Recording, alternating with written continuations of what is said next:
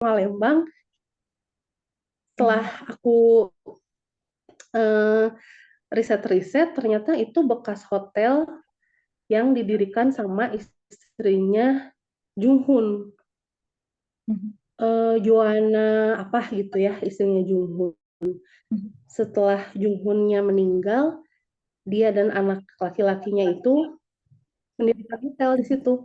Hotel pertama di Lembang itu punya keluarga Jung Mhm. Hoon. Letaknya tuh di Kurma Lembang. Nah itu kan sama-sama Jermannya tuh ya. Akhirnya dibelilah sama Nyonya Homan. Hmm. Hotelnya itu kayu sih ya.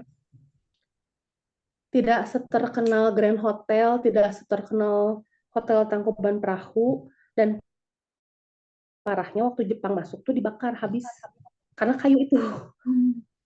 Hmm. Sayang sih. Jadi kalaupun Iya. sekarang saya neranginnya di depan Borma.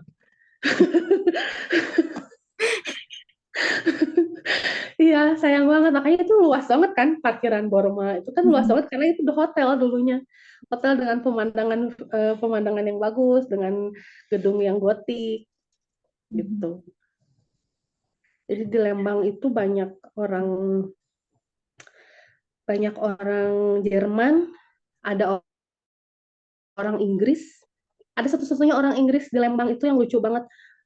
Rumahnya warna pink, kan aku suka pink ya. Ih, kok rumah warna pink lucu. Kayak bentuknya segitiga gitu, kayak rumah Smurf gitu ya. Lucu gitu, kayak rumah kurcaci gitu. Begitu ini punya orang Inggris, namanya Tuan Dennis. Mhm. Aku cari tuh di buku telepon tahun 36, gak ada tuh yang namanya Tuan Dennis di Lembang. Hmm. Ternyata namanya bukan Dennis. Jadi Dennis itu diambil karena dia bekerja di Bank Dennis, di Hmm. Dennis Bank di BJB Naripan sekarang. Jadi lebih terkenalnya pekerjaannya dia dibanding nama aslinya. Sampai rumahnya sampai sekarang terkenal Tuan Dennis. Hmm. Jadi di Lembang tuh banyak gitu, banyak banyak nama-nama yang eh, diambil bukan dari nama orangnya, justru Tapi aku juga baru tahu, ini kayaknya menarik sih. menarik soalnya belum banyak yang bahas, terus mungkin literasinya juga masih terbatas ya. Iya, ya, karena Gitu. awalnya itu Lembang itu kan 2009 ya aku tuh riset itu. 2009 riset, dulu masih pakai Facebook tuh awal-awal.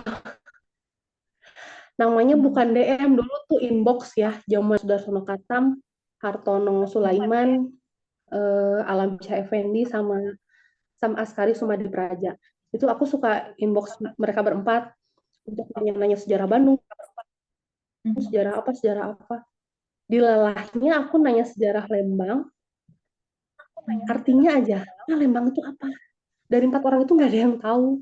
Hmm. 4 orang itu malah, kamu orang Lembang, kamu masih muda, tolong carikan untuk saya, carikan untuk kami berempat gitu. Aku pikir ini blunder.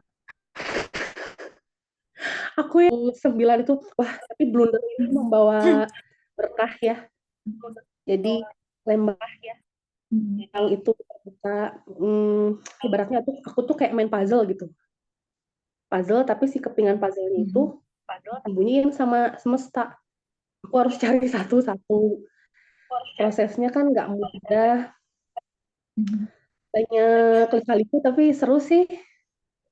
Hmm. Seru jadi eh, bener-bener ngikutin insting.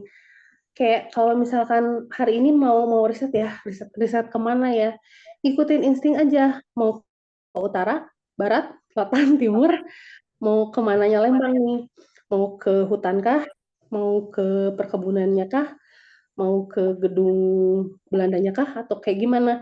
Itu bener-bener ngikutin insting, karena kalau nggak kita nggak dapat apa-apa. Pernah sampai aku tuh ajak beberapa teman dari Bandung, malah kita tuh cuma makan, Hmm. kita nggak dapat apa-apa. Iya sih Hanya ya, kadang-kadang emang suka terduga ya gitu kan. memang mm-mm, eh, eh, ngajarin aku buat sabar, yang jelas ngajarin aku buat apa ya, bahwa data itu dibukanya sama siapa, saya nggak tahu. Ketika saya sedang riset bersama siapa, di mana, kapan, nggak bisa ditebak gitu. Kalau mereka nggak mau keluar, ya nggak akan bisa keluar. Beda lagi dengan saya sedang tidak niat, saya cuma ke warung doang, taunya ada tukang kupat tahu, bentar, ada tukang kupat tahu lewat, taunya eh, bisa nih, dapat nih gitu. Malah jadi nambal ke data yang kosong tuh. Ya, misterinya Lembang kayak gitu. Bener-bener nol literatur. Aku tuh cuma dibantu sama developer, dibantu sama ya kayak semacam Karguna. Terus kalau sekarang tuh aku dapat bala bantuan tuh dari Jakarta. Ada yang namanya Kang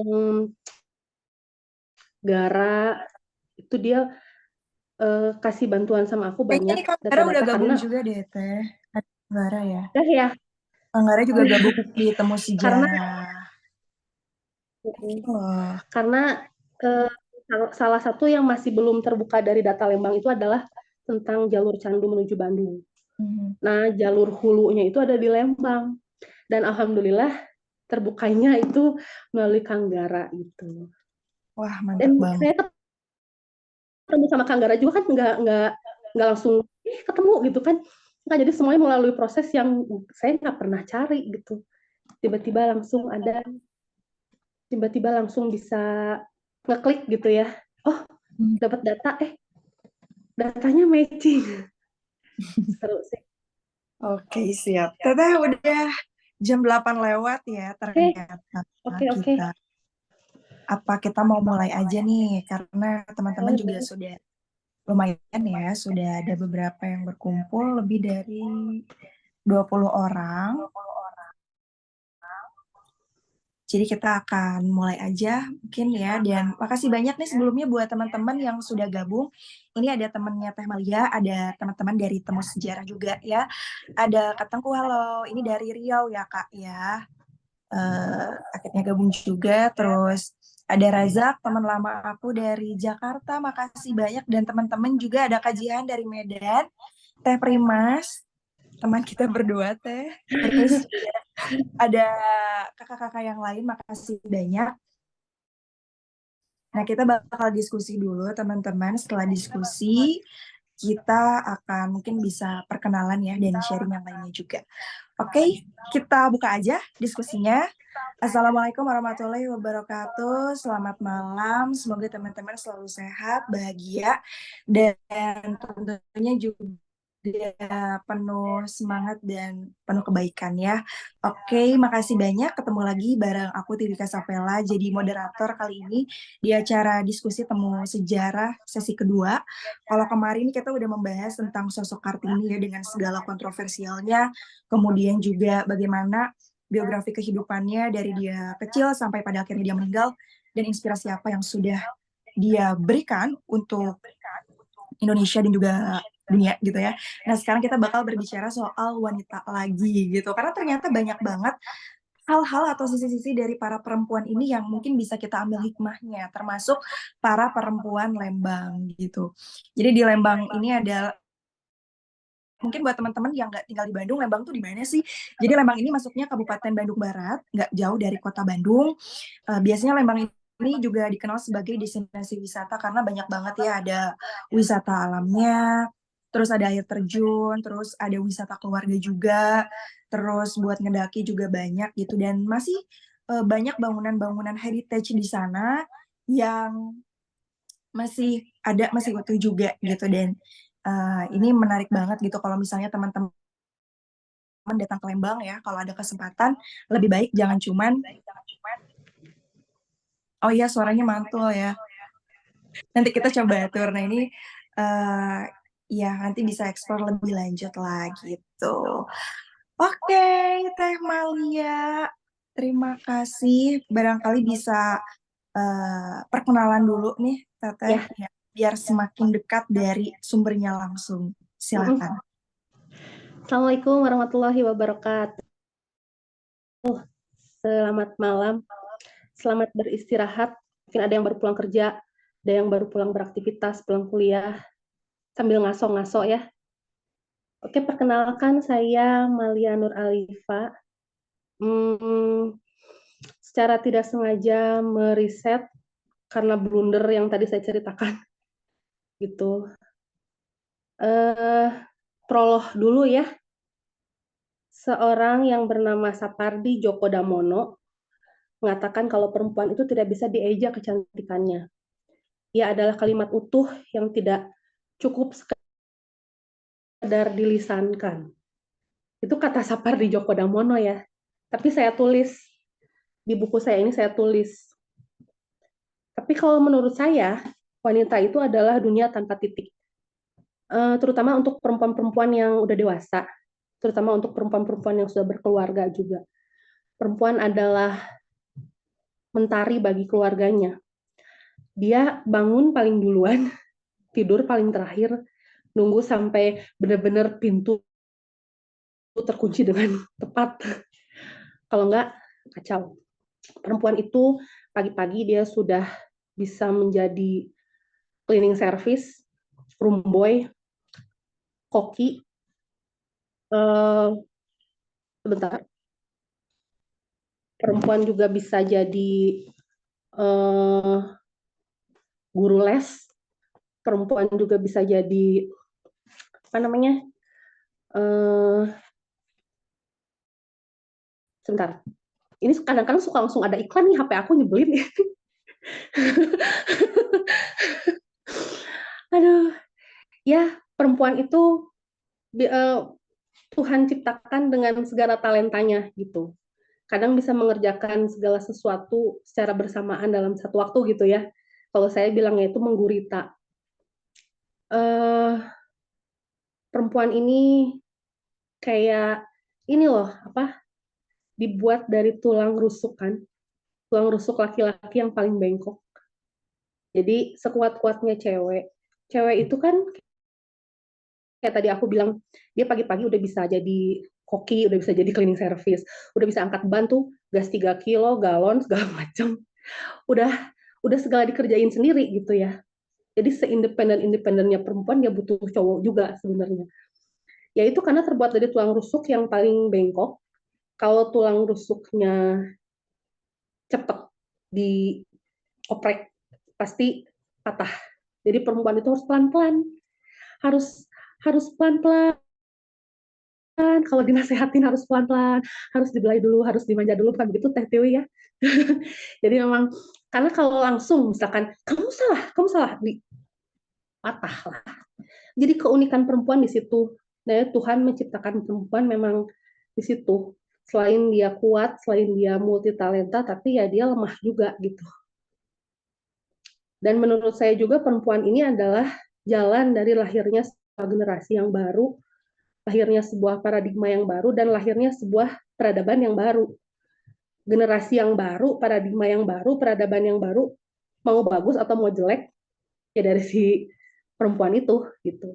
Jadi kalau mau punya generasi paradigma dan peradaban yang baru, ya si perempuan inilah yang harus diproses menjadi seorang perempuan yang berkualitas.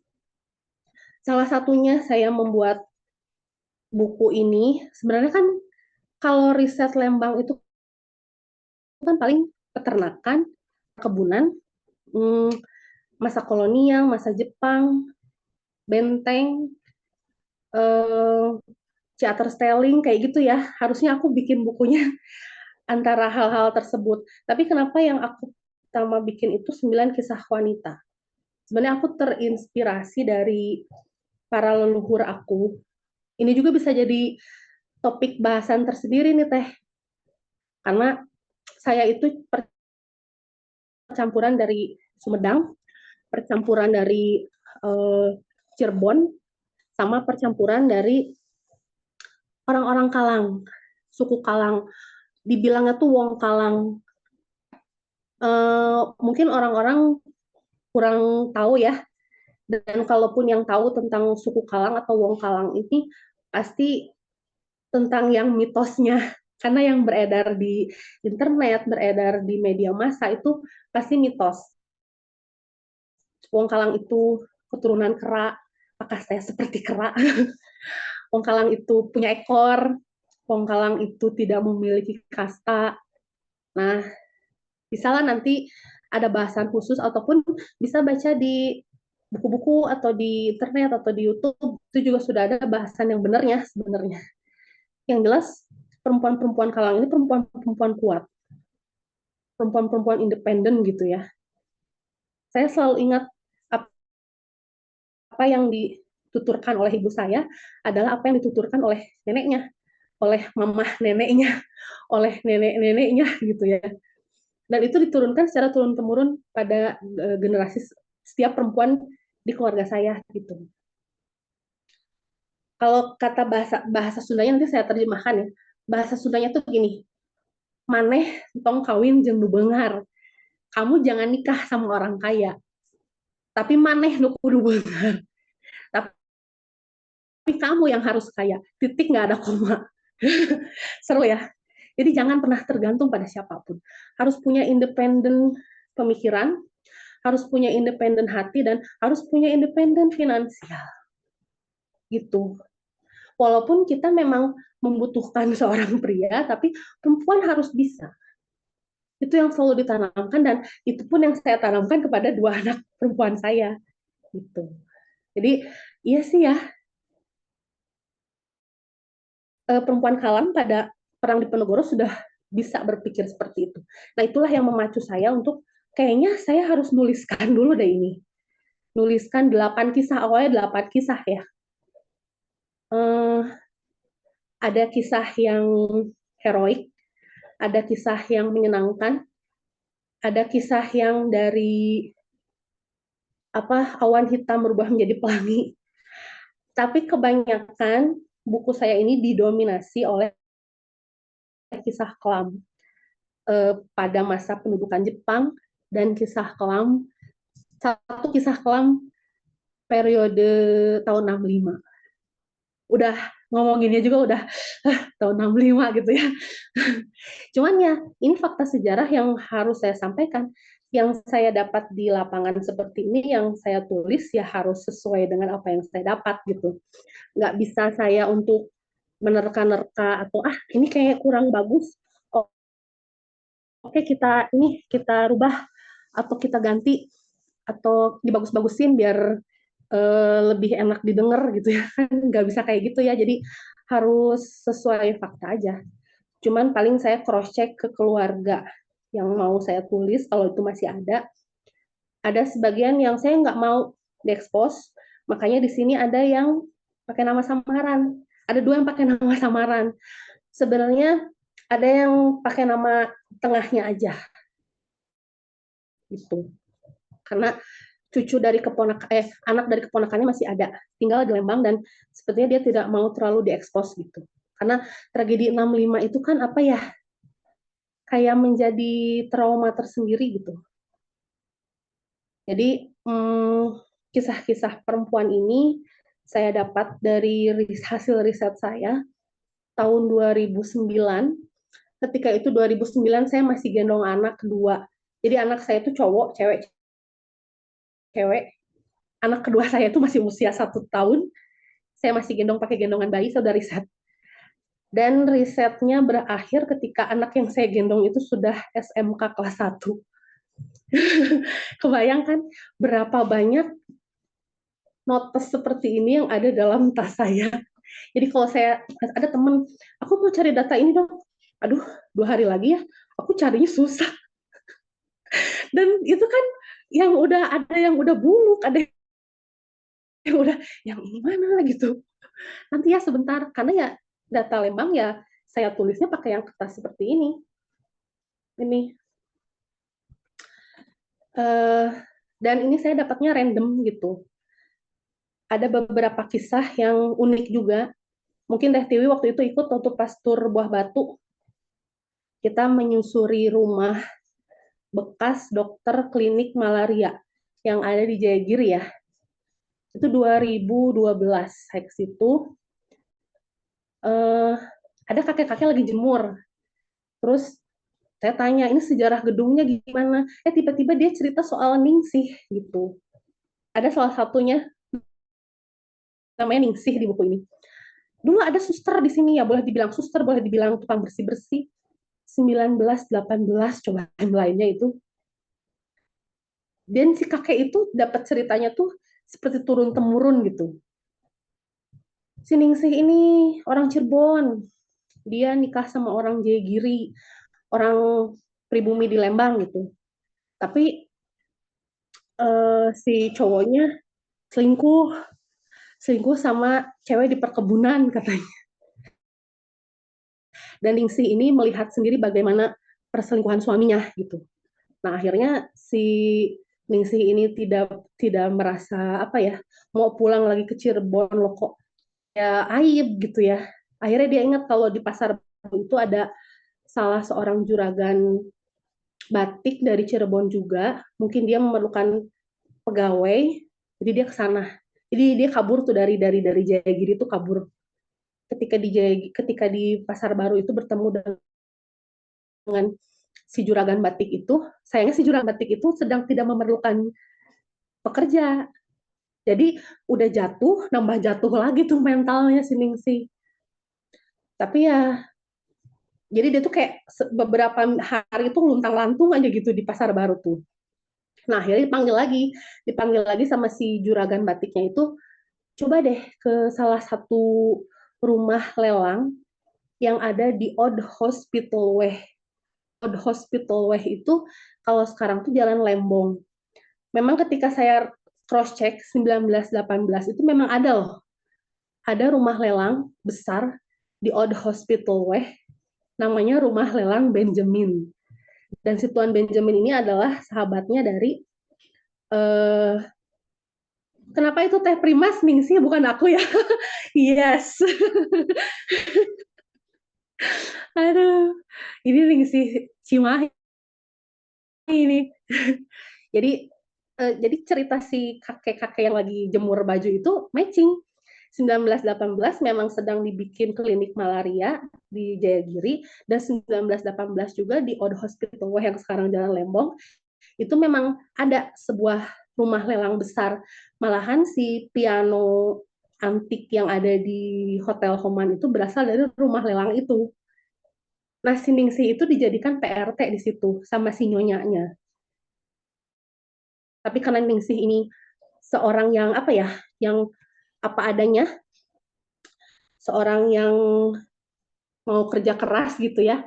Terus mungkin kayaknya dia tahu kalau oh Ningsih ini dia pergi karena suaminya seperti itu gitu ya. Akhirnya dia diangkat jadi anak dong. Dia memakai pakaian Eropa, dia belajar table manner, belajar merangkai bunga.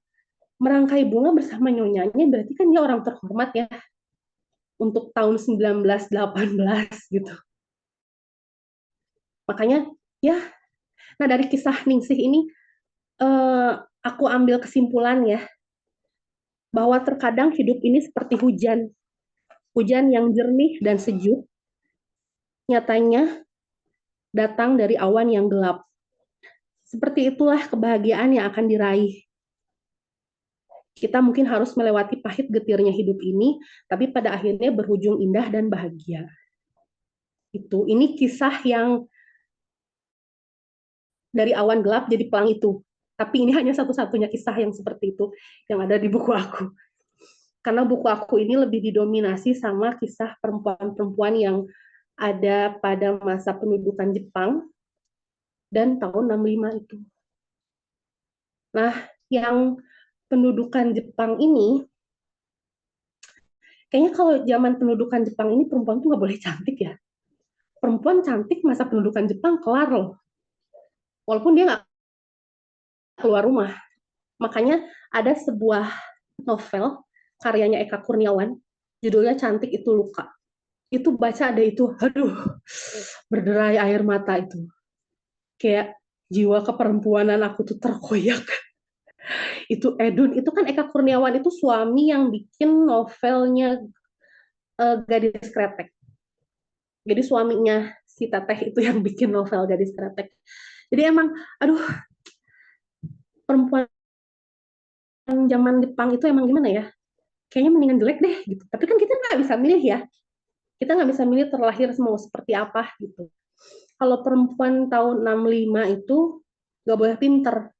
Karena kalau perempuan tahun 65 punya passion yang lebih, punya daya tarik untuk berpendidikan yang lebih, udah pasti dicap gerwani itu, diambil dan tidak akan kembali. Seperti kisahnya Elia, di sini kisah kedua, itu saya dapat random banget itu. Anak saya itu kan TK-nya, TKA dan TKB-nya di dua tempat yang berbeda ya. Nah, TKB-nya ini aku cari di yang deketan sama SD, karena yang kakaknya SD, yang adiknya TK. Jadi biar aku nggak ribet antarnya. Akhirnya ditemukanlah sekolahan di depan Pasar Lembang. Nah, emang harus udah jalannya kayak gitu. Biasa kan kalau ibu-ibu TK jualan Tupperware atau arisan ya. Ini ada satu anak namanya Naila. Ini beda banget ini. Ini diantar sama kakeknya, dan kakeknya ini perawakannya tinggi besar. Oh, ini kayak bekas tentara gitu ya. Tapi mukanya bukan muka orang sini, kayak muka orang timur. Tapi bahasa Sunda bagus gitu. Aku coba deketin, aku kepo. Karena kalau ini kayak narasumber deh. Feeling itu beda gitu. Aku deketin. Ya akhirnya ya selama anak sekolah di sana, aku base campnya di rumah kakek itu akhirnya. Jadi yang lain ibu-ibu itu uh, arisan, senam gitu ya. Kalau aku nggak, kalau aku ikut kakek itu dan banyak menceritakan sama aku kisah-kisah Lembang gitu. Nah, dan aku tuh dapat salah satunya itu adalah kisah Elia ini. Elia ini aku ambil dari nama tengah si tokohnya ya, karena ada yang tidak berkenan kalau aku pakai nama depannya. Jadi si Pak Hasan Narang ini bertugas awalnya itu di kesatuan di Pusdikum yang ada di Setiabudi. Setelah dari situ dia dipindahkan tugas di Pusdik Ajen di Lembang tahun 1958.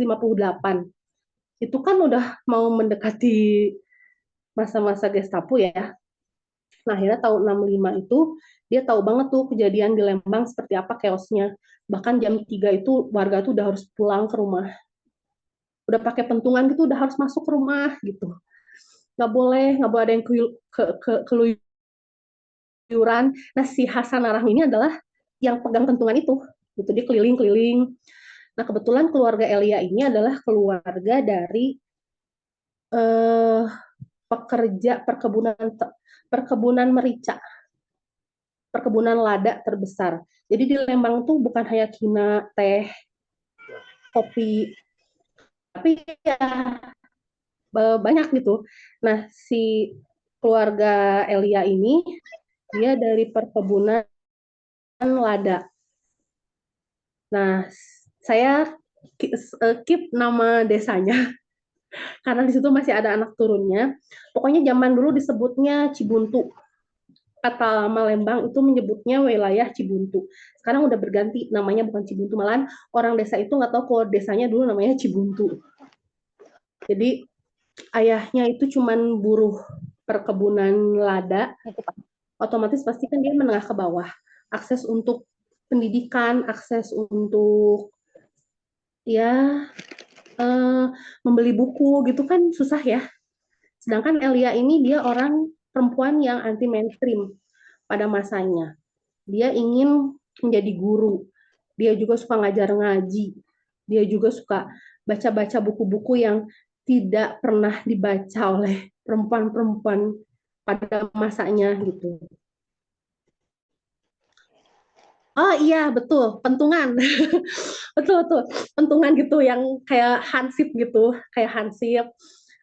Ayo mas mas ke rumah, masuk ke rumah gitu. Itu jam 3 sore, jam 4 sore tuh Lembang udah sepi. Itu masa DITI dan masa Gestapo seperti itu. Nah, Elia ini akan ambil air wudhu, dia sholat, dia belum sholat, dia ambil ambil air wudhu. Cuma kan waktu tempo dulu itu kan kamar mandi itu di luar ruangan ya, terus dalam keadaan yang tidak ada atapnya. Begitu dia ambil air wudhu, dia menengadahkan kepalanya, sudah banyak para pria, rambutnya dijambak, rambutnya dijambak, diseret, dimasukkan ke jeep warna hitam.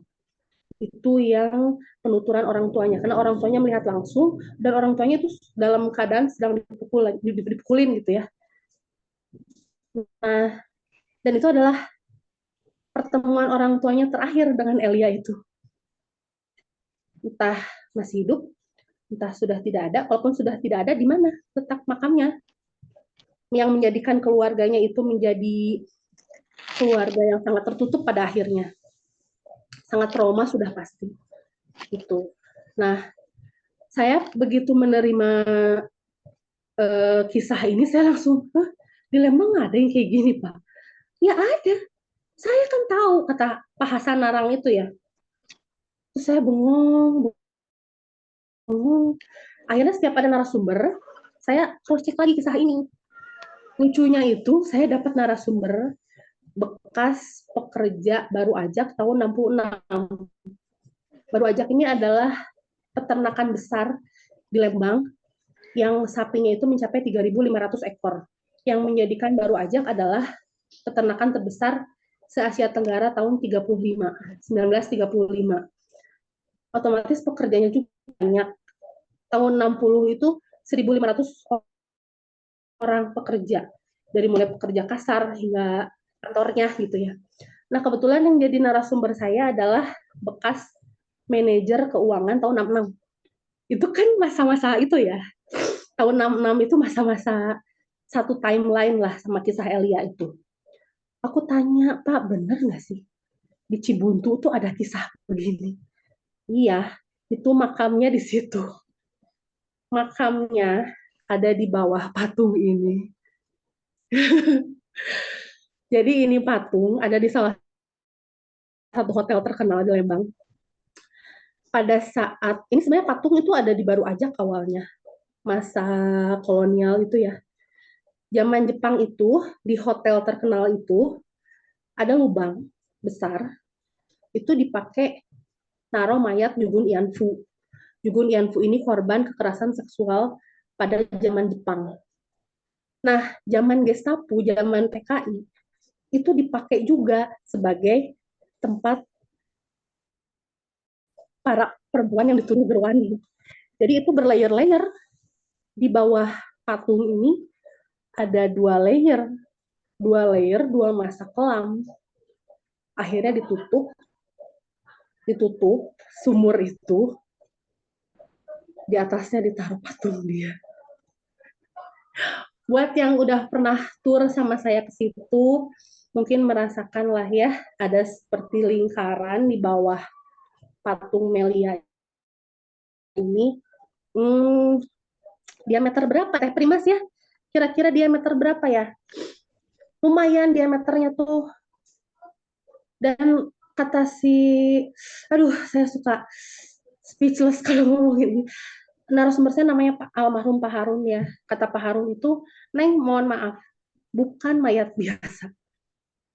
Ada perempuan yang masih setengah hidup, ada yang masih sekarat, ada yang mohon maaf nih ya, ada yang payudaranya sebelah nggak ada. Ada yang kalau kata bahasa Sunda rambutnya totorombolan. Jadi ada yang kayak dicukur cuman kayak dipaksa gitu. Ada yang setengah telanjang, ada yang aduh. Dan mereka nggak bisa ngapa-ngapain kan, para saksi itu nggak bisa ngapa-ngapain karena mereka itu sudah ditempel stigma bahwa mereka adalah gerwani. Jadi hanya bisa melihat dari kejauhan. Dan alhamdulillah saya masih bisa menemui narasumber-narasumber itu, karena kan runutan dari 2009 hingga 2022 ya. Cuman pada saat pandemi hampir 75% narasumber saya meninggal, sudah tidak ada gitu. Aduh, kadang kalau cerita ini suka ya gitu. Dan saya juga mendapat kisah ada sebuah pasangan bucin. Oh iya, diameternya 3 meter. Kebayang kan, besar kan itu. Dan kita tuh, aku sama Teh Primas tuh dapat foto langsung dari orang Belanda ya, Teh Primas. Foto dia tahun 70, 60 kalau nggak salah. Itu kayaknya foto nggak lama setelah masa Gestapo deh. Gitu. Itu ditutup dan memang itu diameter. Kalau sekarang tuh udah nggak berbentuk diameternya. Berarti riset kita betul kalau itu memang sumur.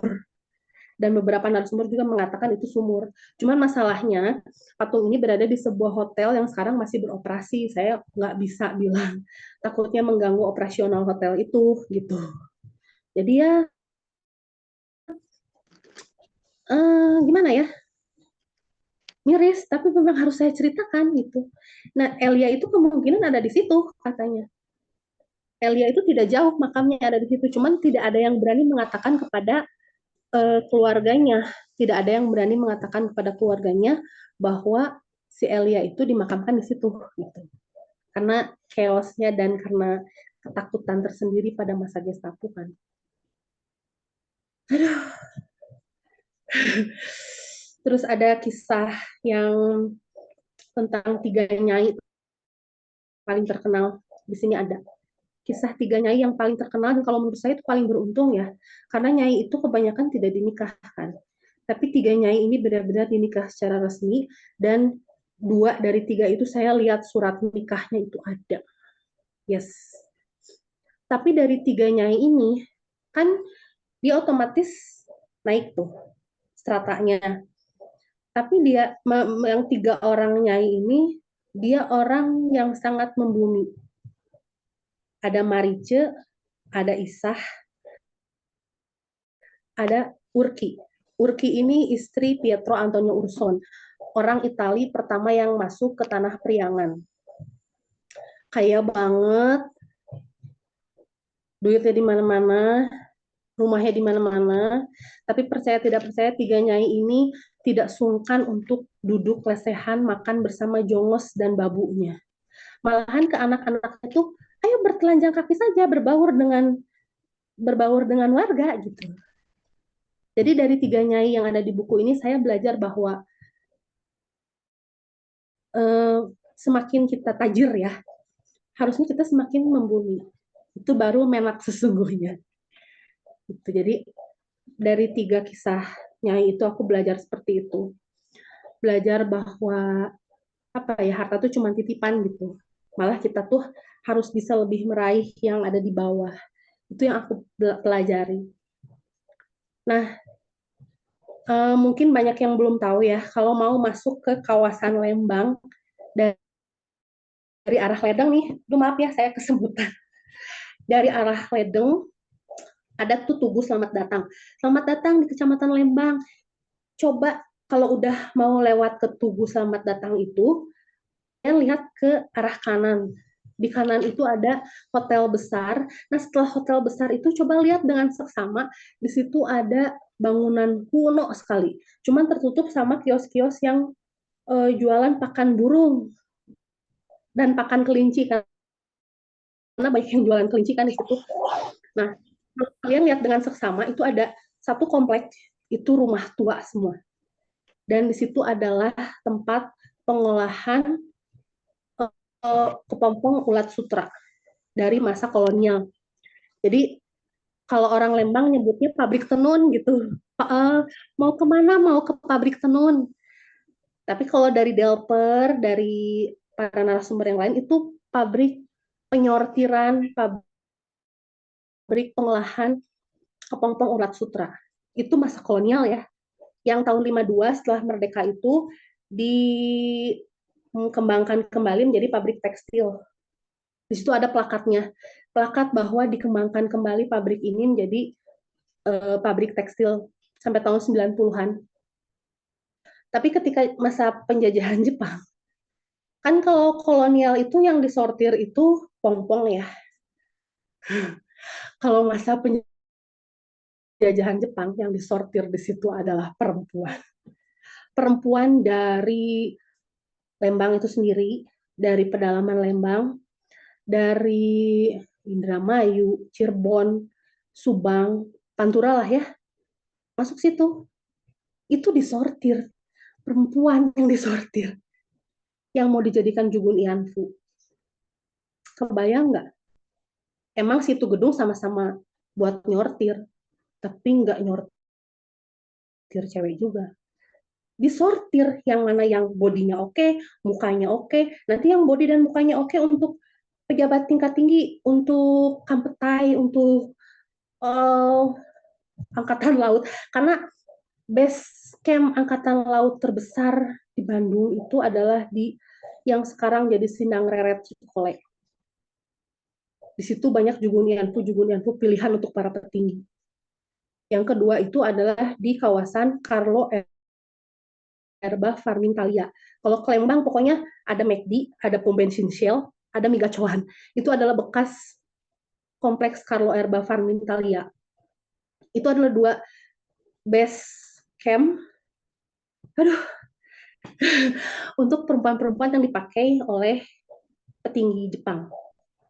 Nah, sisanya ini dikemanain? Sisanya ini, aduh, ya ada yang dikecimahikan, ada yang ya pokoknya untuk itu gitu. Nah, salah satu tokoh yang aku dapat juga ketika aku riset baru ajak, ada sebuah pasangan bucin ya. Mereka tuh bucin, yang cowoknya ini bekas pegawai kandang baru ajak, yang ceweknya ini dia kerja di Binatu yang ada di Lembang. Nah, kalau ke Lembang itu ya sebelum alun-alun ada namanya Jalan Minatu. Itu adalah pecinan kalau di Lembang. Jalan Minatu itu diambil dari kata Binatu. Saking banyaknya warga Tionghoa yang memiliki bisnis Binatu. Karena di Lembang banyak hotel kan. Nah, akhirnya si kedua pasangan ini tuh terkenal banget sebagai pasangan bucin. Suka naik sepeda ontel bareng sampai ke Tugu Junghun katanya. Suka ke Cikole, suka pokoknya bucin lah, suka makan satu rantang berdua gitu. Tapi pada saat Jepang masuk, memang yang dibombardir habis-habisan itu Lembang. Kalau di buku sejarah SD lah ya, Hindia Belanda menyerah kepada Jepang di Kalijati. Itu sebenarnya cuma tinggal nanda tangan doang. Secara de facto, ya secara faktanya pertempuran sengitnya itu di Lembang, terutama di Benteng Gunung Putri ya. Terjadi itu tanggal 6 sampai tanggal 9 Maret 1942. Itu sangat chaos Lembang itu. Yang sekarang jadi floating market itu dulunya kan Situ Umar. Itu dibom, asalnya diameternya tidak segitu. Dibom jadi cekung. Nah, kalau yang itu saya sama Teh Primas ke floating market acara donor darah, kita duduk di salah satu saung. Iya ya, Teh, cekung. Floating market tuh cekung. Wah, ini diameternya besar sekali. Jadi banyak hal-hal yang saya temukan yang kadang saya juga nggak habis pikir ya, kok kayak gini gitu. Nah, si cowok itu boleh kita kasih nama Ujang ya, karena orang-orang baru aja panggilnya Ujang. Si Ujang ini ketika habis beres-beres kandang dari subuh, ada bom tuh di alun-alun, dan memang timelinenya itu 6 Maret 1942, alun-alun dan kauman di Lembang itu hancur. Hanya tersisa fotonya aja ada. Jadi Masjid Agung Lembang itu hancur. Sampai yang jadi apotek pertama di Lembang itu kan daerah situ itu hancur semua. Nah, itu kan deket banget sama tempat kerjanya si ceweknya kan. Namanya Juariah kalau nggak salah si ceweknya. Kisah di bukunya ini namanya Juariah. Otomatis si Ujang ini kan nyari nih. Wah, itu bomnya di dekat tempat cewek gue nih. Orang itu pada perginya ke daerah Bandung, atau pergi ke daerah Cisarua, ke daerah barat, atau pergi ke Maribaya, ke daerah timur. Lah dia mendekati TKP demi sang perempuan itu. Demi belahan jiwanya ya. Dia tuh sampai terpental berapa kali katanya. Teman-temannya itu lihat, Ujang mereka mana? Kamu mau kemana? Orang ke selatan, kamu malah ke utara. Itu di utara pertempuran sengit Ciater Stellingnya di utara kan. Ya demi sang gadis. Tapi ketika dia sudah sampai di Gang Minatu itu, di tempat Binatu itu, dia hanya melihat reruntuhan. Jadi dia tidak pernah melihat sosok Juariah itu. Entah Juariah itu masih ada, entah Juariah itu kemana, pokoknya si Ujang itu tidak pernah melihat sosok Juariah itu lagi gitu. Akhirnya si Ujang ini jadi hari berganti hari, minggu berganti minggu, bulan berganti bulan, tahun berganti tahun, dia berganti pekerjaan di Hotel Homan. Dia ketemu tuh sama temennya katanya, ketemu sama temennya dulu di baru ajak. Terus dia nanya, jujur ya kemana ya? Masih hidup nggak? Jadi dia masih inilah, masih berharap gitu. Soalnya temennya, jujur ya kan ya itu masuk ke perempuan yang ke pabrik ulat sutra itu, pabrik penyortiran kepompong ulat sutra, dan dia tuh salah satu perempuan yang disortir. Tidak pernah diketahui sampai sekarang Juwariah itu di mana. Dan eh, nasib Ujangnya juga nggak tahu ya, karena kisahnya cuma sampai situ doang dari narasumber saya. Cuman ya, Jepang itu merenggut kebahagiaan dua sejoli itu. Kebayang sakit hatinya ya. Aduh, aduh ya itulah ya. Ini lebih dari drakor kalau kata saya. Drakor dalam kehidupan nyata. Kadang saya suka geleng-geleng sendiri. Ini aku tuh kalau nulis soal Jepang, soal tahun 65, itu di board itu aku geter. Itu kayak yang, aduh, tulis, jangan tulis, jangan kayak yang, ini bakalan bakalan nyampe kan nih tulisan aku bakalan. Jadi Lembang itu adalah sentra dari datangnya tentara Jepang. Bayangkan saja 1942 sampai 1943 ada 15.000 tentara Jepang yang bermukim di Lembang. Ya dunia. Dan kebayang kalau ada cewek cantik usia ABG, gak ngerti deh nasibnya bakalan kayak gimana. Makanya dari buku ini sebenarnya saya mengajak perempuan-perempuan zaman now, ya untuk saya juga, kalau kita galau, kalau kita merasa hidup gue kagak adil, hidup gue gini banget, ya kita baca buku ini, kita resapi orang perempuan-perempuan zaman kolonial, zaman Jepang, zaman tahun 65, boro-boro mau galau. Ini kita hidup kagak nih? Ya itu. Jadi tujuannya saya bikin buku ini, saya mau ngajak sama perempuan-perempuan zaman now terutama. Ayolah, ayolah. Kita ini kalau mau cari informasi mudah kok. Tinggal isi kuota ya. Mau cari buku mudah. Sekarang banyak toko buku bagus. Mau cari apa ya? Orang-orang sefrekuensi di sini tuh sudah banyak sekali, di Indonesia tuh sudah banyak sekali komunitas-komunitas yang mumpuni gitu ya, komunitas-komunitas yang bisa meraih eh, passionnya kita gitu. Jadi sebenarnya kurang apa lagi hidup kita itu kalau tidak diisi dengan rasa syukur. Jadi sebenarnya saya intinya itu dari buku ini tuh saya ingin mengajak mengajak perempuan zaman now untuk lebih bisa bersyukur, mengisi kehidupan ini dengan hal-hal yang lebih bermanfaat gitu ya. Karena kalau dikisahkan lagi dari buku ini, boro-boro mau ngulik fashion, besok kita hidup atau enggak juga kan nggak tahu. Ada satu, jadi sebenarnya buku ini tuh kan 9 kisah. Sebenarnya buku ini tuh awalnya 8 kisah. 8 kisah, 1 minggu lagi mau aku kasihkan ke Teh A sebagai editor. Aku nemu ketika tur waktu itu dengan Teh Primas, aku nemu eh, satu kisah yang ini kayaknya menarik deh. Aku masih ingat 11 Juni 2003.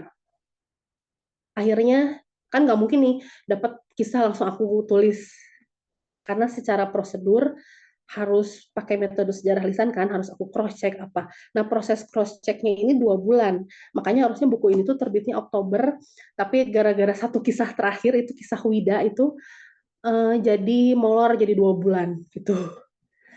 Nah kisah Wida ini yang menurut saya paling miris hidupnya itu.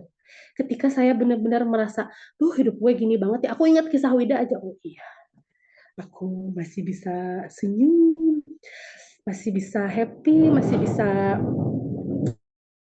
apa ya? Ini sampai geledek nih. Aku masih bisa berkarya gitu ya.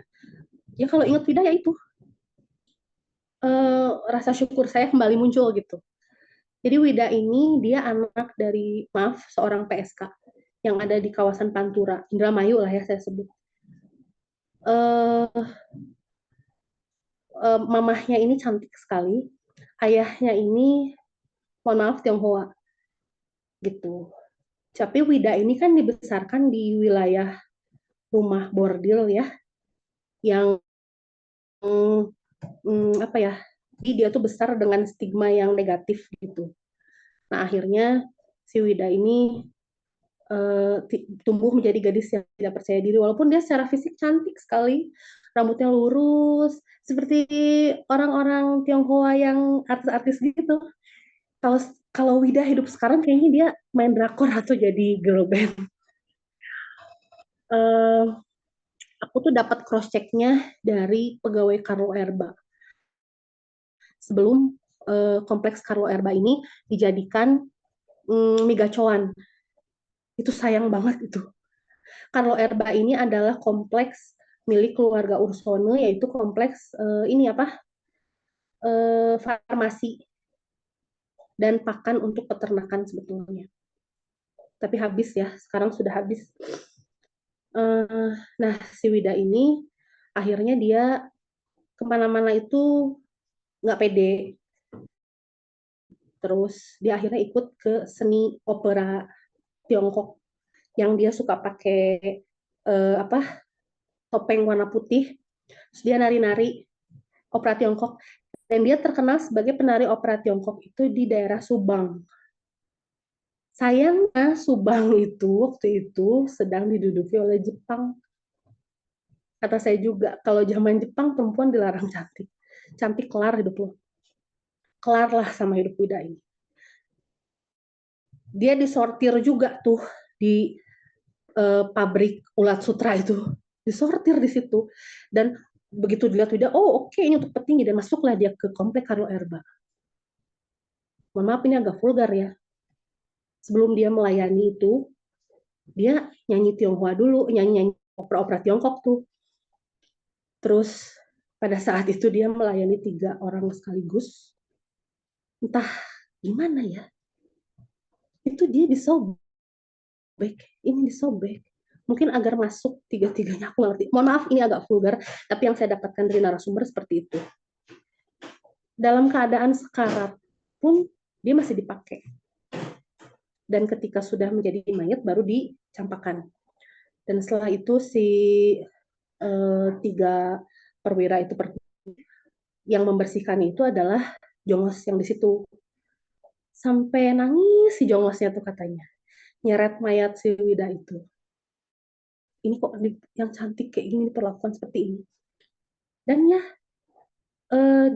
dimakamkan di bekas perkebunan kina keluarga Ursono. Setelah aku riset lagi, iya sama dimasukkan ke lubang ini. Mohon maaf, ditumpuk juga dia di situ. Edun kan, kalau yang penasaran nanti bisa cari sendiri di mana patung itu. Rasakan sendiri vibrasi yang ada di situ. Aku tuh sama Teh Primas ke situ. Untuk tur tanggal 11 ya, Teh Primas kalau nggak salah. Nah, akhirnya ketika tur itu uh, kita tuh ke situ. Padahal untuk izin ke hotel itu tuh susah, susah banget. Nah, akhirnya apa? Bentar. Nah, akhirnya kita ke situ, nggak tahu kenapa dapat izin, malah boleh berkeliling. Asalnya tuh saya pernah diusir, mau mau riset diusir gue.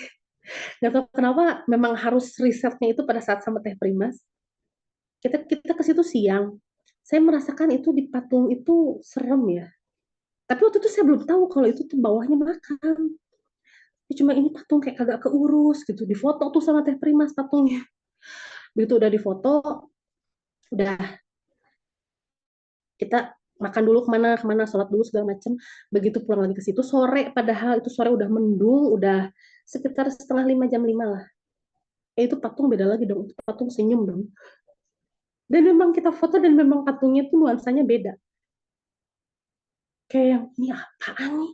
Kok kayak gini? Oh, mungkin karena udah ya patung udah lama gitu. Dan aku pikir ini patung itu Aphrodite loh. Ini kenapa patungnya cuma segini? Karena dia sebenarnya setengah bugil patungnya. Dan aku pikir ini Aphrodite. ternyata ini adalah seorang pribumi, wanita pribumi yang disukain sama salah seorang uh, tuan yang ada di Baru Ajak juga. Tapi tuan ini tidak mau menikah, tapi dia nyainya banyak. Dan dia kesana kemari lah, flamboyan lah gitu ya. Dan ternyata tuan ini berteman baik dengan Wolf Skumaker. Kita tahu kan flamboyannya kayak gimana. Dan juga Baretti, dan juga Soekarno. Mohon maaf, ini fakta. Jadi satu frekuensi lah ya untuk melihat ke arah perempuan gitu. Tapi si sosok cowok ini dia sangat jatuh cinta pada perempuan pribumi namanya Melia. Entah ini nama asli, entah ini nama panggilan orang-orang di Baru Aja. Yang jelas Melia ini dia jadi patung dan dia disuruh bugil sama si tuan itu, saking bohnya diabadikan menjadi patung, dan patungnya itu disimpan di depan rumahnya di Baru Aja. Nah, ketika zaman Jepang dipindah ke hotel besar tersebut, sampai gedung utama di hotel besar tersebut juga dinamai gedung Melia. Saking kayaknya ini simbol kecantikan banget deh. Makanya aku pikir dia ini Aphrodite loh. Aphrodite itu kan Dewi Cinta ya. Aku pikir dia Aphrodite, ternyata dia orang pribumi. Aku nggak tahu ya, datanya tuh sangat minim. Entah orang Lembang, entah orang Bandung, entah Batavia, entah apa. Pokoknya dia dibawa ke Lembang sama si tuan tersebut, dan akhirnya ya diperlakukan seperti ini. Dipaksa untuk kamu menjadi objek saya ya, tapi dengan selendang saja, tidak pakai apa-apa. Aku jadi ingat film Titanic deh. Gitu. Jadi ya begitulah. Sebenarnya banyak yang miris sih, makanya saya angkat. Makanya ketika para perempuan zaman now merasa hidupnya gak sesuai apa yang dia inginkan, sesuai dengan ekspektasi. Nah, auranya seperti perempuan minta tolong, pas sore balik lagi ke sana, apa tadi katanya? Iya, iya, seperti itu banget, benar. Jadi beda gitu. Aku nggak halu karena aku berdua sama Teh Primas. Jadi kok beda sih. Tapi kita waktu itu belum tahu ya kalau itu bawahnya makam kan. Jadi masih dalam proses meriset itu. Ternyata itu makam perempuan semua di situ, dan itu seperti dua layer ya. Yang ini zaman Jepang, Jugun Yanfu, dan yang atasnya zaman Gestapo. Seperti itu. Ya, kadang sejarah juga nggak semuanya menyenangkan ya, terutama masa pergolakan, masa pemindahan kekuasaan, pasti ada yang enak, ada yang nggak enak. Nah, kebetulan yang ditulis di sini yang enaknya cuma satu doang, yang Ningsih itu. Walaupun itu asalnya dia dari dicundangi sama suaminya kan, gitu. Ya, semuanya juga proses. Sebenarnya dari kisah-kisah perempuan ini juga banyak kisah-kisah perempuan-perempuan Eropa sih di Lembang. Seperti kisah istrinya Jung Hun, seperti Nyonya Homan, Nyonya Elfnom, terus istri-istrinya Urson bersaudara, itu banyak yang menjadi inspirasi. Dan katanya ada satu wanita Eropa yang menjadi incarannya Tuan Boska. Tapi saya tidak dapat lagi datanya. Narasumbernya keburu nggak ada, dan saya tidak mendapatkan lagi datanya. Jadi memang kalau dulu teman saya namanya Kang Agung Firdaus, dia bilang Lembang itu banyak banyak surga tersembunyi. Memang iya, betul. Mau cari cewek cantik Lembang banyak tuh. Mas Gara mau cari di Lembang, oke aku temenin Mas Gara. Canda bercanda. Jadi ya, jadi ya gitu. Um,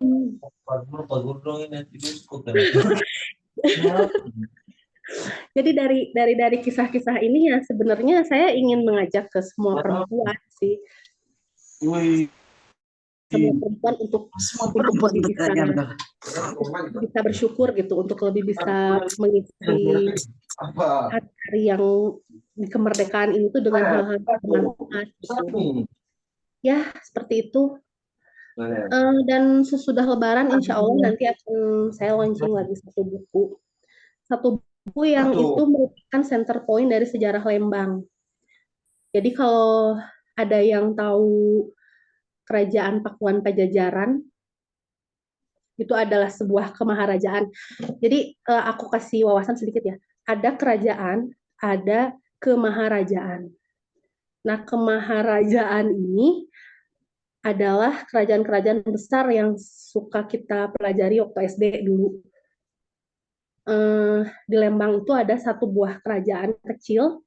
Dia pisahan dari sebuah kerajaan kecil juga yang ada di Kuningan. Tapi kerajaan ini berada di bawah pandu dari Kemaharajaan Pakuan Pajajaran. Nah, center point-nya dari Lembang itu sebenarnya itu dan berada di sebuah kawasan. Kalau yang oke, iya. Jadi mudah-mudahan nanti udah Lebaran bisa aku share tanggal launchingnya, karena buku-buku aku ini nggak akan cetak lagi. Jadi kalau untuk yang berminat atau mau bisa diakses di Perpustakaan Ilmu Loka yang ada di Kompleks SD Gagas Ceria Jalan Malabar nomor 61 Kota Bandung. Bisa diakses pakai email juga bisa, nanti sama mereka diapain lah gitu ya. Karena saya hanya mencetak sekali dan sekali biar eksklusif. Oke, mungkin ada yang mau ditanyain seputar buku ini. Teteh, makasih banyak, luar biasa ini ya. Kalau udah cerita tuh mengalir gitu kan. Yes. Gitu, dan ini memang kisah-kisahnya bisa kita eksplor lagi dan lebih asik kalau misalnya bisa datang ke Lembang langsung Ya, ya Teh. ayo Aku mari. juga waktu habis acara Nanti walking tour diantar ke patung ini. abis walking tour Teh, aku kesana juga Teh sama Kang Gara, terus ada Teh Anggara ya. juga kemarin tuh waktu itu Ya. berempat gitu ya. Sempat main ke Mele juga, tapi aku baru tahu kalau di sana makam setelah Teteh bahas tadi. Ya. Jadi kemarin tuh cuma lihat-lihat aja Jadi gitu. mau ke sana lagi. Gitu kan. Mungkin bisa ke sana lagi kalau misalnya ada event-event di Lembang. Nah, Ya. mungkin teman-teman ada yang mau nanya dulu gitu kan, ada yang penasaran lebih lanjut terkait bukunya atau hal-hal lain seputar Lembang, karena Teh Malia ini udah master banget ya kayaknya ya Teh ya, bertahun-tahun, belasan tahun gitu di Lembang, segala macam dari heritage, bahkan Ya, kisah-kisah. karena Iya, mau nggak mau kan, gara-gara blunder aku sendiri sebetulnya. dari blunder tapi jadi bagus nih Teh gitu kan. Iya. Bahkan dari buku ini aja aku tuh sebelumnya tuh nggak pernah tahu gitu soal perempuan-perempuan ini sebelum baca bukunya Teh Malia. Jadi memang sangat jarang, ini adalah informasi yang mahal gitu teman-teman. Oke deh, mungkin langsung aja ke teman-teman, kalau ada yang mau nanya boleh silakan ya. Jangan susah-susah ya. Boleh kalau Udah misalnya malam. Udah malam uh, malas pikir gue. informasi gitu kan, boleh raise hand juga, silakan. Ada Teh Ane. Teh Ane aku punya gelas pink. Teh Ane tuh yang waktu di komunitas Heritage Lovers bareng kita bukan sih Teh? Oh bukan, Beda pokoknya Teh? Teh Anu tuh penggemar Pink sampai rambutnya juga pink. Nanti kayaknya Oh, next, waktu kemarin dia baru pertama tuh yang baru ajak itu yang kemarin ikut. siap-siap. Yang kemarin Tete share foto ke aku ya buat event berikutnya. Iya, Di, Ini teman-teman ada yang mau sharing something atau mengungkapkan pendapat boleh. Kang Gan barangkali di grup dari ini waktu aku sharing udah banyak sharing juga nih Kang Gan. Mungkin mau menambahkan juga boleh. Ya mangga Pak Editor. Dia kayaknya lagi bingung juga nih ngedit tulisan aku kan aneh ya. Mm-mm. Jadi editor-editor aku tuh bekerja sangat keras. Oke, sambil kita nunggu juga ya Teh ya, Mm-mm. mungkin dan Mm-mm. lain sebagainya. Tapi eh akhirnya ya kalau Teteh setelah menuliskan buku ini gitu, selain tadi Teteh juga bilang kita harus Mm-mm. lebih bersyukur, ada hal lain nggak sih yang Teteh dapatkan dari para perempuan? Atau ini Kang Gan mau Ini menyampaikan Kang sesuatu? Enggak ya. Boleh, Enggak, boleh. saya lagi naik motor, jadi nyimaknya sambil maju aja. Ada ya tornado. Ya, oke, lanjutkan, silahkan. Iya, yes. Oke. Itu gimana Teh mungkin hal yang Teteh dapatkan setelah menulis gitu? Ya, kayaknya kalau kita dapat data, jadi dari 9 ini ada satu tuh yang pure dari buku Keuskupan Sejarah Keuskupan Bandung. Itu cerita tentang Lidwin, kisah yang pertama. Itu vibrasinya buat saya beda dengan yang saya dapatkan secara lisan gitu. Ya itu kesetiaan Lidwin itu karena itu dapatnya dari buku Sejarah Keuskupan Bandung. Tapi kalau si yang kisah-kisah yang lain itu kan aku dapatnya dari langsung dari narasumber dan aku cross checknya ke narasumber yang lain gitu. Sebenarnya 2009 sampai 2012 itu aku risetnya itu agak-agak ngaco ya. Karena kan aku nggak tahu tuh metode sejarah lisan itu seperti apa. Aku harus berterima kasih pada dua orang teman yang memberikan saya dua buku yang berharga. Yang pertama itu Kang Denny Rahman, Lawang Buku. 2015 itu dia kasih aku buku metode sejarah lisan. Jadi dia tahu, jadi dari buku itu, oh aku dapat data mentah begini, gimana caranya ini biar menjadi data yang akurat, diolahnya seperti apa gitu ya. Dan Kang Andrenalin Kartasis, terima kasih telah memberikan saya buku yang judulnya Andai Saya Wartawan Tempo. Jadi belajar jurnalistiknya dari situ walaupun sebenarnya kata-kata saya tetap ngaco gitu ya, tetap butuh editor yang bagus. Cuman alhamdulillah jadi saya bisa ngerti gitu kalau misalkan, oh saya mau cari data ini, saya harus datang ke sini, saya harus cari narasumbernya seperti ini, dan nanti dituliskan seperti ini gitu. Itu mulai ter apa ya, mulai mulai terstruktur itu 2015 setelah saya mendapatkan dua buku itu gitu. Jadi lebih, oh ya datanya tuh lebih mulai oh aku udah bisa mulai cari developer nih, aku udah bisa mulai ini, udah mulai bisa, oh iya ini timelinenya dengan ini, yang ini timelinenya dengan ini, oh yang ini begini, strukturnya begini, biar bisa menjadi sebuah kesatuan cerita. Karena kan dapat cerita dari kayak gini ya, aku cerita soal dapat tentang kisah Isah. Jadi 2016 itu aku ke Tanah Suci. Aku tuh dilalahnya sekamar Mekah Madinah itu sama seorang nenek. Nah, eh, ngobrol segala macem sampai pulang lagi itu 2016 ya. 2022 itu aku dapat data kalau jonglosnya Isah ini masih ada di kawasan Katumbiri. Daerah Katumbiri itu daerahnya dekat rumah Teh Primas tuh, Cimahi Utara lah ya, Cihanjuang. Nah itu aku tuh cari nomor HP yang bisa nganterin aku ke narasumber itu. Aku pikir laki-laki ya, karena jongos kan dia bilangnya. Kalau perempuan kan babu ya, mohon maaf kalau tempo dulu disebutnya seperti itu kan, laki-laki jongos, perempuan babu. Nah, oh jongos ini dalam ekspektasi aku ini cowok. Gitu.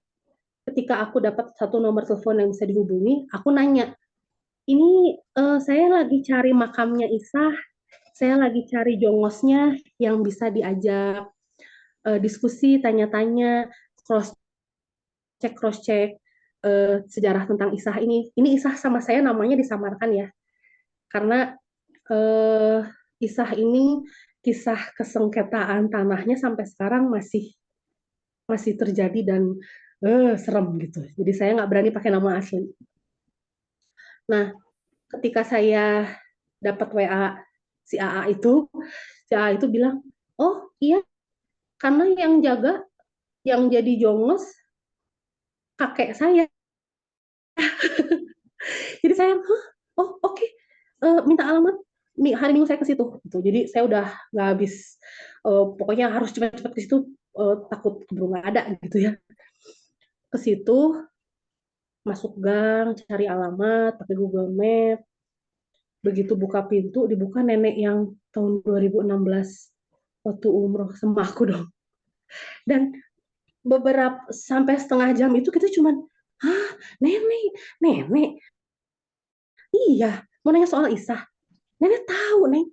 Ya Allah, 2016, 2022 baru kebuka kasusnya. Karena 2016 aku udah ada data Isah itu, cuma pengen cross check ini kayak gimana karena kayaknya datanya ini susah banget gitu. dan baru terbuka 2022, otomatis kan si tulisan-tulisan ini kependem berapa tahun. Padahal saya tuh pernah ketemu dan pernah tidur bareng sama si narasumber itu. Seajaib itulah data Lembang teh. Dan kita tuh berpelukan, sampai kan di sini tuh aku pajang fotonya ya. Kita tuh berpelukan. Nah, ini nih neneknya.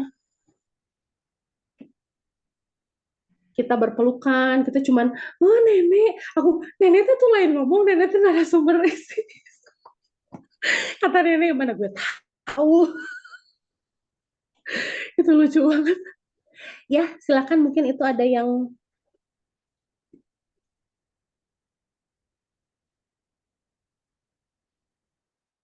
Teteh kayak suaranya nggak adaan deh, Tiwi. Oke, aku lupa belum di unmute. Oke, thank you kajian. Nah, ini kajian ini dari Medan, Teh. Tapi Ya, pernah di Bandung. Tuh. Katanya aku izin mau nanggepin Teh, memang kalau soal penjajahan dan kekejaman tentara dan pemerintahan Jepang itu memang nggak main-main ya. Jujur, aku baru tahu soal sejarah para perempuan Lembang ini. Sebagai seseorang yang baru 2 kali datang ke Bandung, selama ini aku cuma tahu Bandung itu ya seputar ITB, Boska, VVJ, dan Lembang Park katanya ya, WKWKWK. ya, Aku jadi pengen ke Bandung lagi untuk lihat patung yang Teteh sebutin tadi, ya. sama aku mau tanya tentang bukunya. Tadi aku kurang fokus untuk info lebih lanjut dan cara belinya gimana ya Teh. Terima kasih. Mangga. Bukunya itu udah nggak cetak lagi, tapi mungkin nanti ya, nanti. Tapi bukunya bisa diakses di Perpustakaan Ilmu Loka. Perpustakaan Ilmu Loka itu ada di Kompleks SD Gagas Ceria yang ada di Jalan Malabar nomor 61 Bandung. Itu ada di Google Map, terus ada nomor kontaknya, nanti bisa tanya ke pengurus perpustakaannya. Mungkin bisa difotokopikan atau mungkin bisa diemailkan, seperti itu ya. Gitu. Karena kalau untuk saat ini saya sengaja biar eksklusif, hanya terbit sekali gitu. Jadi saya biar enggak kececer data-data yang lain, karena ini data-data saya kan 12 tahun. Setelah ini saya konsen dengan buku selanjutnya, konsen dengan buku selanjutnya, konsen dengan buku selanjutnya. Nanti mungkin suatu saat akan dicetak lagi mulai dari awal gitu.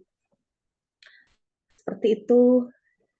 Mudah-mudahan bisa ini ya, karena perpustakaan ilmu kan juga menerima loh kalau kita mau diskusi di sana. Tuh, tempatnya enak kan. Saya sama Kang Gangan tuh pernah ke situ. Memandu anak-anak Gagas Ceria. Dan perpustakaannya luar biasa. Bagus banget. Oke, berarti aku beruntung banget dong. Soalnya aku udah dapet bukunya, udah pesen waktu Ya, itu. jadi aku tuh sengaja ingin yang pesan-pesan itu bahwa ayo pesan karena aku belum tentu mau menerbitkan lagi gitu. Ini beneran Ada sebuah mungkin karena sejarah juga, jadi pengen Hah? eksklusif gitu kan. Iya, karena buku sejarah jadi Ya, nanti pengen sulit dicari juga. Jadi mahal gitu, terasa uniknya gitu. jadi kayak buku Pak Kunto gitu ya. Oh ya, Heeh, Kunto gitu kan teh. makamnya juga di Lembang ternyata. Siap. Ini ada Kak Akmal juga ya yang raise hand nih. Kak Akmal boleh ya unmute nih mau bertanya atau menanggapi silakan. Halo, ada Iya, suara. Halo. Ya, salam kenal Teh Malia, Teh iya. Dewi. Ya, Perkenalkan silakan. aku Akmal dari Bandung Bergerak.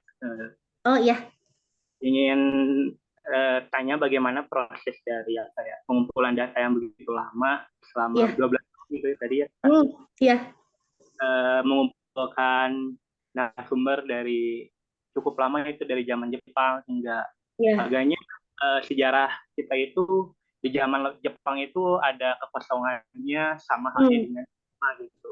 Nah, kenapa memilih topik uh, yang sama, ya, topik kekosongan yang sama gitu, zaman Jepang dan 65. Terus ingin hmm, cerita juga gitu dulu waktu sebelum kerja di Bandung Bergerak, di hmm, Jabar Express pernah juga tuh liputan di Lembang dan ketemu dengan orang-orang yang mungkin beliau juga sama halnya gitu kisahnya kayak penulisan kisah-kisah yang ada di buku Teteh. Nah, apakah pola-polanya itu emang kayak gitu? Maksudnya kayak tadi seorang yang bercinta, kemudian mereka terpisahkan dengan satu hal. Ini mirip apa ya? Kalau di roman-romannya atau tulisan-tulisan itu dan lain-lain. Itu yang aku mau tanyain tuh yang pertama, mengapa memilih topik kekosongan? Zaman Jepang kita tahulah kosong juga tuh. Kemudian 65 yang dilupakan juga oleh Orde Baru. Kemudian bagaimana sih proses dari pengumpulan tadi itu? Verifikasi yang lama pastinya. Kemudian harus sama juga ke narasumber itu seperti apa gitu. Terima kasih Teh Malia dan sama-sama. Aduh, gampang pertanyaannya. Jadi karena saya ini Kepers ya. Jadi saya itu 2009 itu kepo. Saya kok nggak ada sama sekali sih data soal Lembang. Saya nanya dan saya sampai jadi ini buku kedua ya. Buku pertama itu namanya Satu Dekade. Nah, dari buku Satu Dekade itu dirangkum dari 2009 sampai 2022 dirangkum jadi satu di press. Nah, di press menjadi 175 halaman. Di situ dijelaskan sekali bagaimana cara saya meriset. Sebenarnya seperti kata berkait ya, Lembang itu. Dan ada sebuah ketakutan tersendiri. Makanya saya di tengah-tengah perjalanan, kenapa Lembang datanya susah? Ternyata Lembang ini termasuk ke dalam 4 daerah tersengketa tanahnya di Indonesia. Yang pertama itu Nangro Aceh Darussalam. Ya, tanah adat ya. Denpasar, terus DKI Jakarta, dan yang keempat Lembang. Sebuah kota kecamatan tapi sengketanya luar biasa gitu. Makanya ketika saya menemukan narasumber itu yang kadang-kadang suka mau cari tahu tentang tanah, Neng. Mau cari tahu tentang sengketa tanah ini, Neng. Oh, bukan, Bu, saya mau cari tahu tentang sejarah. Jadi ada ketakutan tersendiri dari narasumber. Jadi mungkin yang menyebabkan sampai 12 tahun itu meyakinkan narasumber bahwa enggak loh, saya itu pure hanya untuk mencari sejarahnya. Saya itu pure hanya untuk mencari tentang Lembang di masa lalu yang nol sekali literatur gitu. Nggak ada. Bahkan yang saya tahu Lembang itu artinya Ngalembang, kalau dari buku Pak Bahtiar yang Bandung Purba kan, Ngalembang itu dari proses meletusnya Gunung Tangkuban Perahu, seperti itu ya. Nah, ternyata setelah saya riset, Lembang itu ternyata tertulis di buku panduan POC. Ada data bahwa Lembang itu merupakan nama jukut, nama rumput yang jenisnya namanya Lembang. Di sebuah gunung yang ketika saya lihat peta namanya Gunung Lembang. Gunung Lembang itu adalah habitat anjing hutan yang dalam bahasa Sunda disebutnya ajak. Makanya kawasan itu sekarang bernama Baru Ajak. Dan dari kata-kata dari kalimat seperti itu aja tuh saya mendapatkannya bertahun-tahun gitu. Jadi memang proses Lembang yang no literatur ini ya harus sabar. Saya itu seperti bermain puzzle, tapi kepingan puzzle ini seperti di apa ya, disembunyikan oleh semesta gitu. Dan saya benar-benar ngikutin insting. Perempuan itu kan intuisinya bagus, ikutin insting. Saya kadang kalau riset suka ditemenin sama beberapa rekan. Kalau di sini ada Teh Primas, itu yang ngikutin saya banget dari awal. Nih mau ke barat, timur, utara, selatan, mau ke hutan, mau kemana? Insting, kemana ya? Oh Teh, kita ke makam Teh, ke Santiong tuh, aku sama Teh Primas. Dapatlah data di situ. Tapi ketika kita dalam hati, ini kok kayak gini ya? Tapi ini ada weekend kosong nih, sayang nih kalau enggak. Maksain tuh, sudah atribut lengkap, mau meriset, kita cuma dapat makanan doang, kagak ada data. Jadi benar-benar data Lembang itu, beda kalau saya riset Bandung ya, karena saya juga meriset Bandung, kita nggak pernah tahu datanya itu mau dibukanya, saya lagi sama siapa, kapan, di mana, narasumbernya siapa, saya nggak pernah tahu. Lucunya itu kadang kalau saya lagi ke warung, lagi pakai piyama malah, saya ketemu sama tukang dagang ngobrol-ngobrol, ih dapat data dong. Malah dia mengisi kekosongan data yang sudah saya simpan selama bertahun-tahun. Oh iya, iya karena ayah saya kerja di situ, Neng, gini-gini. Oh, pulang ke rumah langsung saya cari catatan. Mana catatan aku? Ketemu dong. Gitu. Jadi bener-bener random, bener-bener apa ya? eh aku nggak pernah tahu kapan aku mau dapat data gitu. Aku mau dapat narasumber, aku mau dapat data, aku mau dapat eh, hal-hal baru tentang Lembang, aku nggak pernah tahu. Nah, eh, akhirnya setelah aku meyakinkan beberapa narasumber itu bahwa saya pure hanya untuk mencari sejarahnya saja, akhirnya ada beberapa narasumber-narasumber utama yang nantinya bisa menjadi tempat saya untuk cross check. Yang pertama itu ada keluarga Alexandrians. Keluarga besar Alexandrians ini adalah keluarga pemilik perkebunan Onderneming Jayagiri, ya, perkebunan Kina Jayagiri. Om Bilian, kalau sekarang itu ada Kang Anton masih ada, dia aktif di media sosial. Itu mereka adalah salah satu sumber tempat saya cross check. Jadi, saya dapat data ini, kira-kira ini benar nggak? Gitu. Nah itu ke mereka gitu. Terus ada yaitu kebanyakannya bekas pegawai baru ajak yang tahun 66 yang masih bisa menyaksikan De Biasi, Tuan Antonio De Biasi.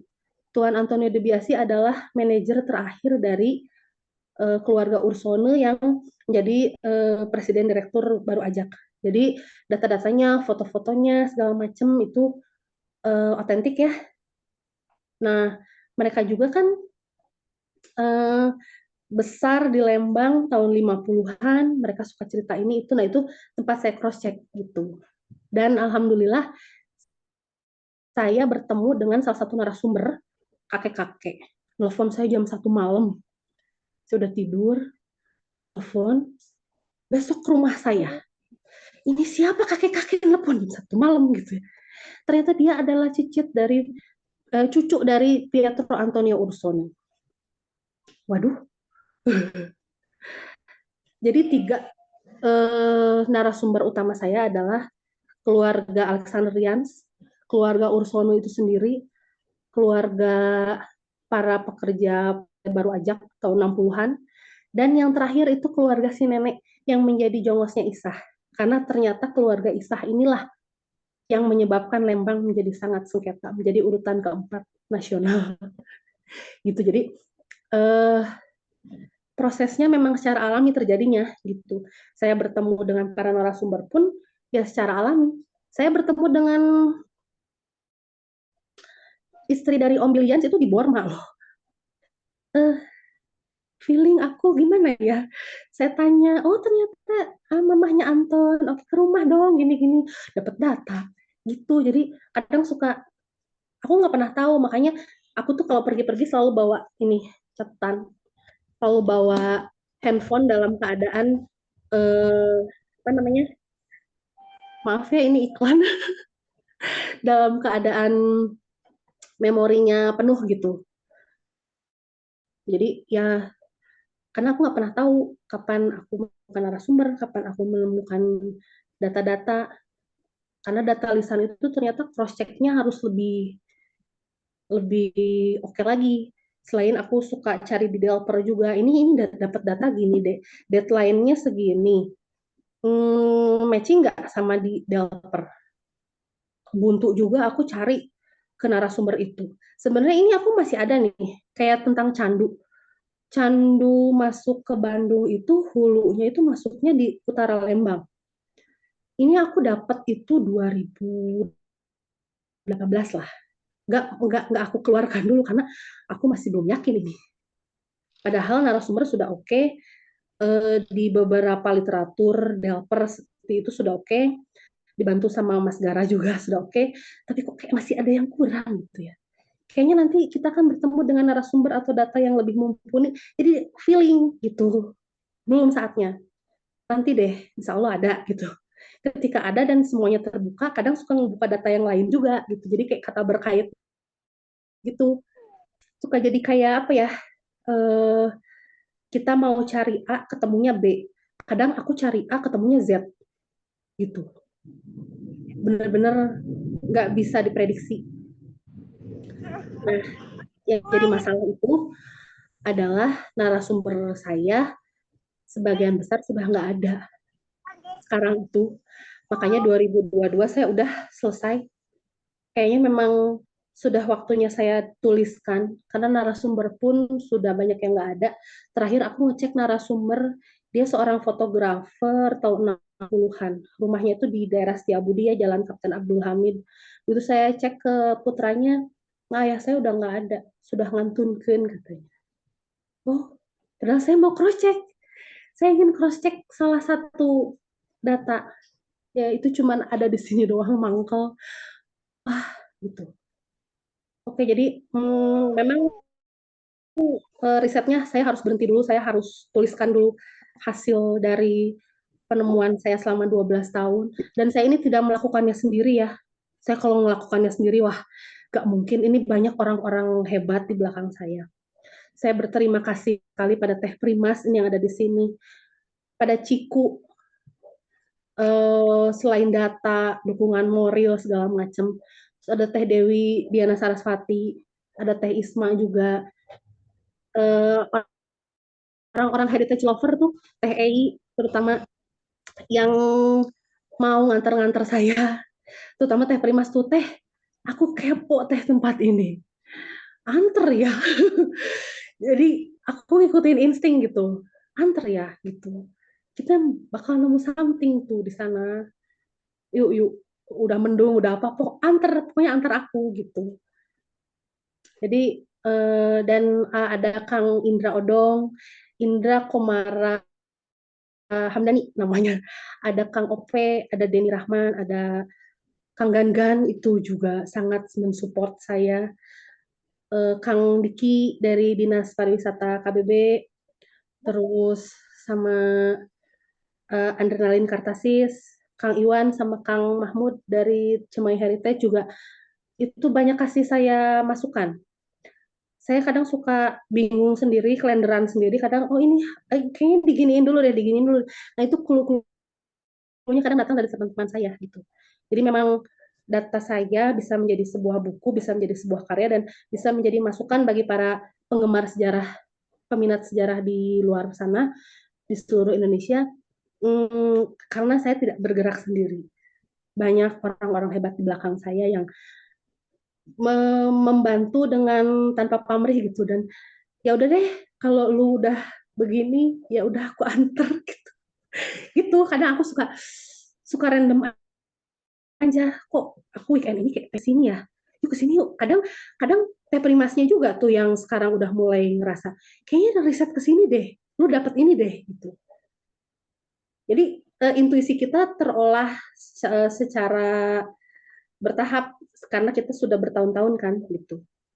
Saya tuh riset itu dari anak kedua saya suka gendong-gendong, sampai anak kedua saya sekarang SMK kelas 1.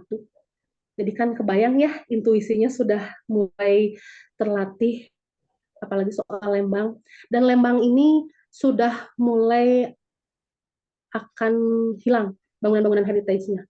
Makanya saya tuh sekarang lagi, kalau kata bahasa Sunda, digeder, ayo cepat, kita bikin tour, bikin tour. Bukannya ingin gimana-gimana, nanti bangunannya nggak ada. Seperti yang terjadi tanggal 11 Juni 2023, itu yang ikut tur 19 orang. Dan itu adalah 19 orang terakhir yang menikmati Carlo Erba Farmintalia. Sekarang kalau saya menjelaskan Carlo Erba Farmintalia, paling yang saya jelaskan di Gacoan, pom bensin Shell, dan McD. Carlo Erbanya hilang, padahal itu adalah pabrik farmasi kolonial yang masih sangat bagus sekali, rumahnya tuh bagus sekali. Ada gudang di atas atap, dan itu sangat cantik sekali gudangnya. Itu jadi, dan yang bisa mengabadikan, bisa melihat langsung ya 19 orang tur itu. Terus yang Teh Tiwi juga kemarin ikut kan, yang ke Kampung Buah Batu. Jadi di Bandung tuh ada Kampung Buah Batu, bukan hanya di Bandung. Nah, sebelum ke tur Kampung Buah Batu itu kita ikut ke Gedong Arca namanya. Nah, Gedong Arca itu ternyata katanya sudah dibeli dan saya tidak tahu sesudah Lebaran ini Gedong Arca itu masih ada atau enggak. Makanya beruntunglah orang yang ikut tur Buah Batu bisa melihat, bisa mengeksplor Gedong Arca. Dan yang paling mirisnya lagi, waktu kita tur kemarin ke Baru Ajak, kita ke bekas kandang PT Baru Ajak, dan kita ketika masuk ke area bekas kandang, di ujungnya itu kita udah lihat beko. Karena katanya bekas kandangnya itu akan menjadi klaster perumahan. Wassalam ya. Makanya mungkin nanti kita menikmati sejarah Lembang hanya bisa dari buku, hanya bisa dari fotonya saja. Saya tuh bener-bener, mungkin sekarang sudah harus saya tulis, risetnya sudah selesai dulu, saya tulis dulu, karena bergelut dengan waktu takutnya objeknya sudah tidak ada. Bahkan hotel tempat patung ini berada, sudah dibeli oleh PT Persib, saya sebut aja ya, sudah dibeli oleh PT Persib, akan dijadikan waterboom, dan saya tidak tahu nanti keberadaan patung ini masih ada atau tidak. Masih bisa terdeteksi atau tidak makamnya. Dan bangunan utama dari hotel tersebut akan dijadikan museum. Ya entah ya, benar atau enggak. Gitu. Mungkin Kang Diki bisa apa? Kang Diki di KBB mungkin bisa lebih ngerti. Cuman yang aku takutin itu ya, Kang Diki, ketika aku ke hotel tersebut, itu kan kacanya itu segede-gede gini nih, kotak-kotak-kotak. Ini udah mulai renggang. Ini ditobros gitu hancur dia, dan itu rontok lah dari atas ke bawah. Aku tuh ngeri banget kalau bawa teman ke situ, jangan deket-deket kaca lo, hancur nanti. Kacanya hancur, ini kusennya juga hancur. Ini serem banget gitu ya. Sedangkan hotel ini adalah salah satu ikon dari sejarah Lembang gitu. Ya, saya berharap sih mudah-mudahan dengan adanya pertemuan seperti ini, dengan adanya buku-buku, dengan adanya informasi, nanti bisa hmm, menularkan lah.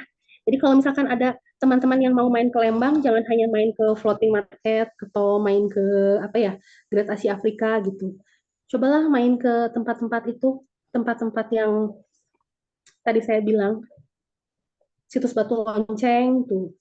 Itu jarang banget tersentuh eh, yang rumah gedung bekas pabrik pengolahan ulat sutra juga itu jarang banget. Nah, buat yang suka foto-foto apa, cobalah diabadikan. Karena takutnya tahun depan udah nggak ada, karena sebelahnya udah hotel gede. Aku udah ngeri banget itu, ngeri banget nanti hilang. Karena sekarang tuh cuma dijadikan bengkel apa ya, kayak bengkel ras gitu. Rumahnya udah gedungnya bekas rumah pegawainya, yang terawat tuh hanya masjidnya aja. Selain itu tidak terawat. Jadi ya yang saya takutkan itu makanya sekarang saya berpacu dengan waktu untuk menuliskan mumpung si objeknya masih ada gitu. Ya mudah-mudahan tetap ada, terutama hotel tersebut ya, mudah-mudahan tetap ada karena itu adalah ikon Lembang seperti itu. Oke, mungkin ada lagi yang mau bertanya atau mau nambahin?